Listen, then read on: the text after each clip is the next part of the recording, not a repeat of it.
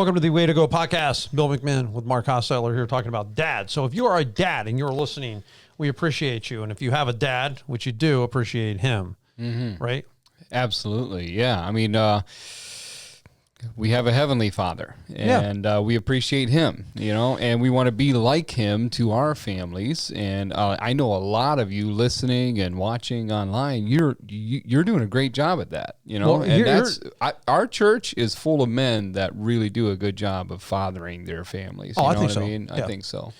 I feel like I could have done a better job? Yeah. I mean, my kids are straight arrow, so that's a plus. I'm glad of that. They all, they're not here. They're listening online. They're, doing stuff. So yeah, they're definitely connected to their faith in Christ, which I'm very grateful for. But when you think about your dad, what are some of the things that you appreciate about your dad? Strong. Is he?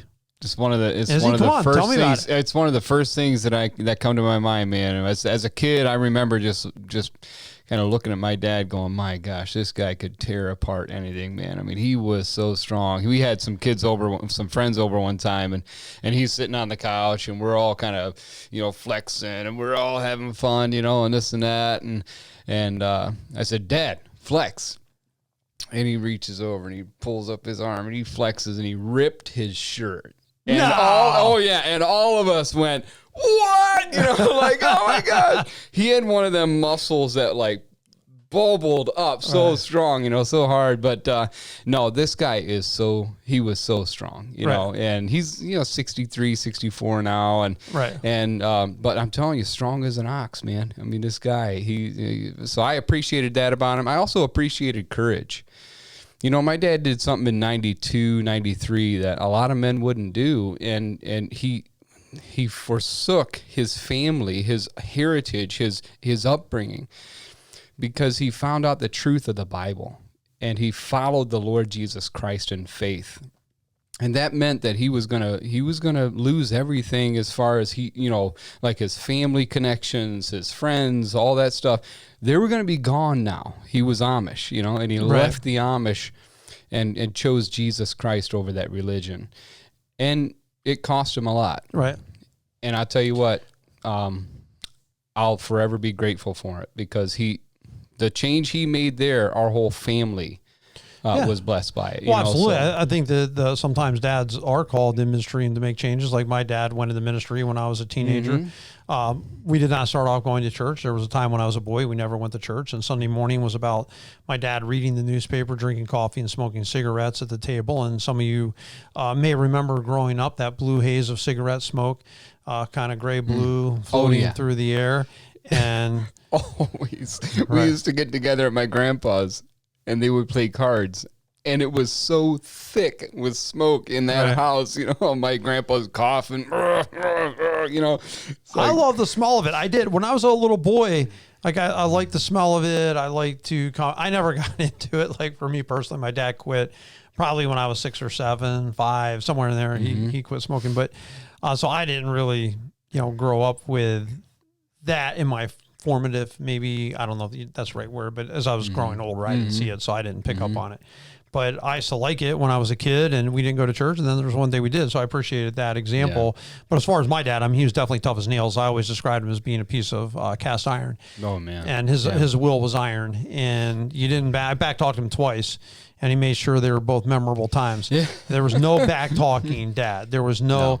And the one thing about him that I think that was good looking back on it, it was hard sometimes at the time, but there was no allowing you to just run amok. Like that was not going to happen. You were not going to just hang out with whom you wanted, go where you wanted. You're going to tell your dad where you were. Yeah. And not saying that we were not mischievous imps, because we were, because he couldn't be there all the time. But I really give my dad a lot of credit for keeping us out of things that could have been really harmful for us. He just kept us out of it. Yeah, my dad wasn't quite like that, He worked nights for 19 years or 21 years, one or the other. He worked midnight shift, so it's a horrible shift, as far as like spending time with family and that kind of stuff, because you're gone, and then as soon as he came home, he wanted to go fishing and stuff, so he went and did that, or he'd fall asleep. He'd have to sleep because of something that he had to do during the day or something. So it seems like there was a lot of my time in my life that like Dad was gone, you know what I mean? And so I missed that part of it. You know, he wasn't like your dad where, you know, where are you at? Where are you doing? This and that. So I didn't have that much. My mom was like, that's who I was answering to. When I was a teenager, my dad worked 2-3 jobs. So there was a lot of nights he wasn't home, but I'm telling you, there was no going out and drinking and doing drugs and all that stuff. I mean, he would know.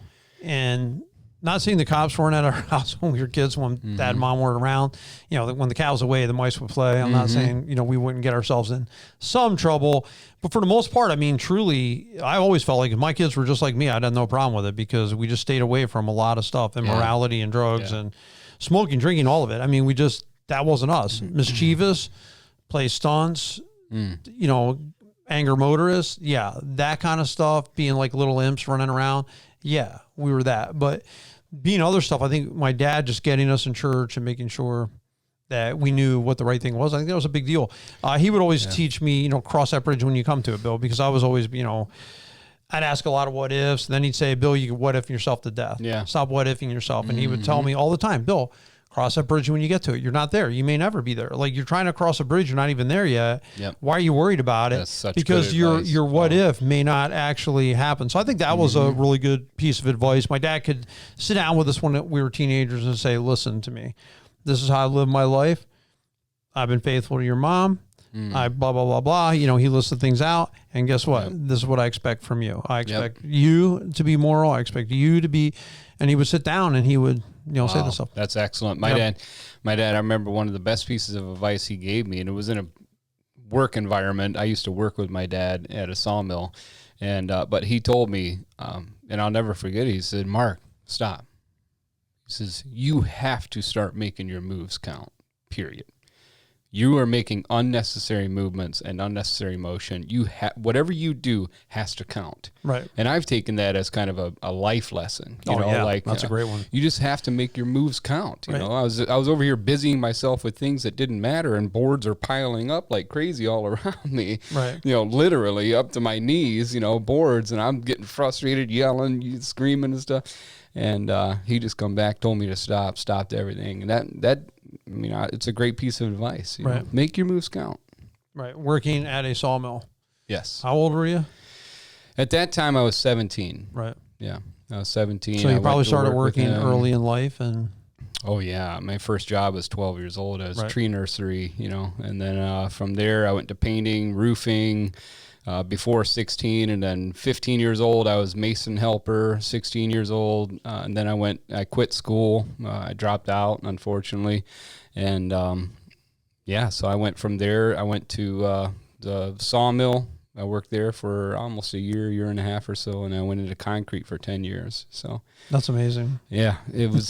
When I think about how much you do, and you know, it's a lot. Your intelligence level and all that stuff, but I think. Yeah, well, we won't get into that, but I really, really appreciate that. I think two dads, you know, providing in Jesus Christ, this is just a really, really solid verse in Sermon on the Mount.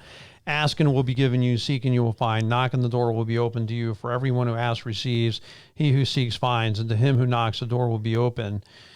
That's just a great verse about prayer. And you got to ask, you got to seek, right? You got to knock. Which of you, if his son, and one of the reasons we're going, which of you, if his son asks for bread, will give him a stone? It's just that idea, that concept of a dad's provision for his children. Yeah. You know, a dad is going to provide a child what a child needs, and he's not going to give him a stone if he asks for bread, or if he asks for a fish, we'll give him a snake. If you then, though you are evil, which, you know, dads aren't perfect. You know, we acknowledge that, exactly. Right? If you then, though you're evil, know how to give good gifts to your children, how much more will your Father in heaven give good gifts to those who ask him?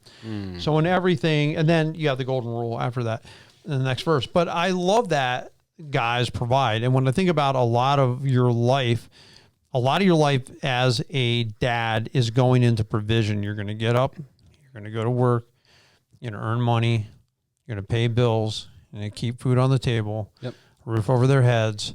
And that is an enormous part of our journey on this planet. Yeah, it's one of our main roles. Right. I mean, that's what we have. I mean, I love what Malachi ends his book with, is that God's going to turn your heart, the heart of the parents or the heart of the father, toward the children. And that, I think, is the premise of this whole thing. What Jesus is talking about is you have to understand the Father's heart for us. Right. Is he wants to give us gifts. He wants to lavish it on us, and that's how we need to be to our children. We want our children to experience blessing and gifts and good things in life, Well, the way to get that is to earn it, to work, and to go out and provide for your family, you know? And you're going to be able to provide these things for your family. That should be a natural instinct. And for every man, I believe that's one of the calls on our lives is providing for family, providing for our spouse, taking care of our kids, not pushing that responsibility on to someone else. Now, in the world that we live in, sadly, we hear more and more about that where grandparents are stepping in because dad and or mom are out of the picture because of decisions they're making, where when you have a child, your main responsibility is to that child, and that's a normal thing. This is not a bad thing. No. Dads are going to be out making money. They're going to provide what their family needs. You think about back in the Garden of Eden, even in a perfect world, before there was any sin, Adam was still working. Yep. He was tilling. He was naming the animals. He was taking care of the garden. That was his responsibility, was there as an overseer and taking care of that. So for any of us who think that, oh man, it's such a bummer, I have to work as a dad. No, we understand innately this is a core responsibility, right? And there's joy in it. There's joy, there's satisfaction that comes through it too. I mean, when you look around, man, and you see all that the Lord's doing to bless you through your effort and through your contribution as far as getting up in the morning and getting your work clothes on and going to work and being faithful, one day it's all going to make sense. You're going to look back and you're going to go, wow, that was worth it. You know? Now, unfortunately, I probably spent way too much time at work, and so there's a balance you have to put into play here. You know what I'm saying? I mean, when you're doing 75, 80 hours a week, you got to cut that back. You know what I mean? You have to have frank conversations with your boss. You got to say, hey, I can't keep this up. My family needs me, because we're called to provide for our family, Bill. We are the providers of our family, but far beyond a paycheck, right? I mean, so we need to provide love and attention to them. We need to provide care for them. We need to provide protection for them. So that means you got to be there, right? I mean, so. Yes. Yeah. I just think that sometimes guys feel unappreciated. I think that sometimes guys feel like they're taken for granted. And I'm sure wives do too. But you think about, they go out for work and then a guy will feel like, well, all I ever hear about is what I don't do right. Yeah. Yeah. And I feel like I don't get appreciated. Like I'm not appreciated for what I do. Where, we got an open door, with the Father here to come to him anytime. So I do think that dads need to get appreciated. I mean, that's a fact. So I think that's an important thing. But I've often told guys, listen, your wife didn't marry a paycheck. She married you. That's right. It's not about the relationship. It's about you. And too many times we turn our job into, a lot of times guys, and why they're getting involved in doing all the baseball and the football, or maybe not football, but fishing and stuff like hunting, is they feel like, well, I went and did my job. My job as a dad is to put the bacon on the table, the food on the table, put a roof over your head. And when I did it, my responsibility is done. Not realizing, no, there's a relational aspect too, because this kid is able to come up to his dad and tell the dad what he needs. Just like we can go up to our dad and tell our heavenly dad what we need. That's right. Right. Yep. So there has to be that open door in our relationship. I agree 100%. And I do have to say, one of the best things you can do as a father for your child is to love their mother well. Be attentive to her needs and make sure you're setting that example to bless the wife as well, because your children are watching that. Right. And they're going to feel the most secure when you two are the most secure together, and so it's a benefactor. It's a blessing that trickles down, and so if you're listening or watching and you guys are having a marital issue or something like that, do whatever it takes to make it right, to put in the effort, the work necessary to make sure you guys are connecting as a husband and wife team for your children, so. No, I would agree 100%. Yeah. The best, I've heard that before. I agree with that statement 100%. The best thing you do as a husband is love the mother of your children. Yeah, so, however that applies to you, you can think about that. But I also like the fact that Jesus Christ is inviting them to come to the Father. There should be communication, and knowing that if we ask, we'll receive, that would have to mean that a father is listening. Yeah. A father, parents in general need to listen. Sometimes I know that when my children were younger and they would go to talk, if they said something disagreeable, there could be some, but, no, you're wrong, da, right? And firing that off instead of just saying, listening and opening that door of communication. I think that one of the big things sometimes between parents and children, there's not an avenue of communication between the parent and the child. And that's one thing I always try to do was just, if they're saying something to me, if I don't agree with it, I still need to know what they think. If I'm shutting them down every time they say something disagreeable, I'm boom, judging it, shooting it down, telling them it's stupid, I'm never really going to know because they're just going to stop talking to me. I wanted my child coming to me and being able to talk to me. Yep. Right? You remember when they were real little, they'd crawl up in your lap and you're looking the other way and they wanted to say something. They'd grab your face and turn it to you. Yeah. They're like, look at me, I feel like teens want to do that in a bad way. But too many times we're just unattentive, if that's even a word. We're not paying attention. Right. And when we do pay attention, we shut it down and we say, no, that's not the way I believe or think. So you're wrong. Right. Well, they have to be able to express their opinions, ask them their opinions, your opinion matters. How do you feel about this? How do you, as fathers, we don't want Colossians 3:21. We don't want our children to be embittered against us. Right. My experience has taught me this. You have to understand people make big statements. Not every statement do they mean. My daughters, sometimes they can make big statements. I've talked to guys in marriages whose wives said big things. They said this. I'm like, I'm not interested in what they said. Not that I'm not interested in what they said. I'm not interested in what words of the worst case scenario just came out of their mouth, because that does not, in fact, mean that is what they're going to think a month from now. I'll tell you what, if you have to allow sometimes, because, man, I would hear about it all the time. She said this, she said that. I'm hearing from my wife. I'm like, those are words. You can't put an ultra amount of stock into every word that's said. Sometimes big statements are made. They're trying to feel it out. They're trying to figure it out. And most times, and I would say in some of the most dire statements that I've heard come out of my children's mouth, there was not, in fact, any reality to some of the words that were said. In other words, they were figuring it out. They were upset about the time. They figured it out. They've come around. They've been fine. To come in all guns blazing because somebody said something, be careful. Be careful. Listen to these words and realize, hey, not every word that's said is meant.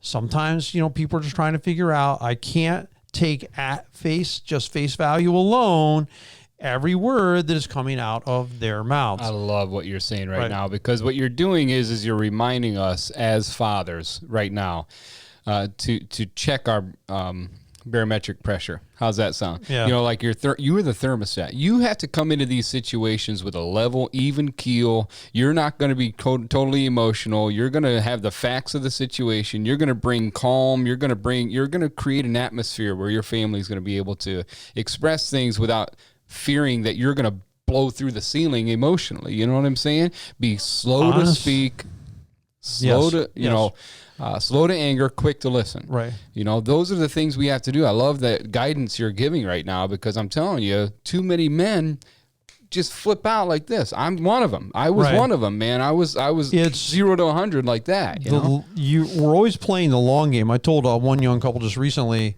your kids are young. I want you playing the long game. Yeah. The long game is you're in a nursing home someday. You're going to die.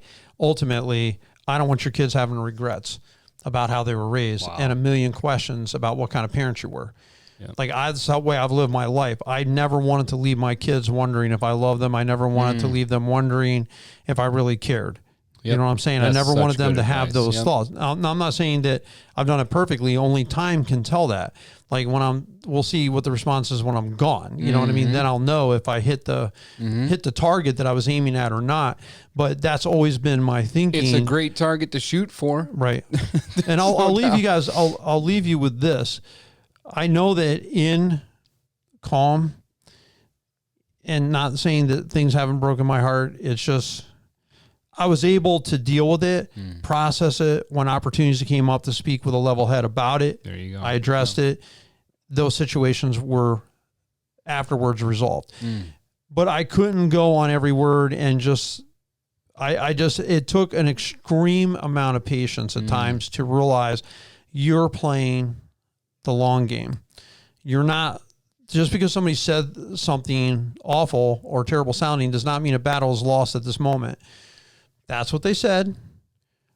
We're hearing what they said. It doesn't mean you're going to lose this war over time. Wow. So it takes a lot of patience. It takes a lot of praying. And I would really encourage you as parents to pray and just ask God for wisdom when you don't have it. And I've been there too, where I'm not sure what to say. I'm not sure what to do, but I know that I've come to the other end very happily so, and with great results, and just praying, just praying and coming to God. Thank the Lord. And thank the Lord for that. So I know it's a tough job being a parent. I know it's a tough job being a dad, but we just want you dads to know we super appreciate you.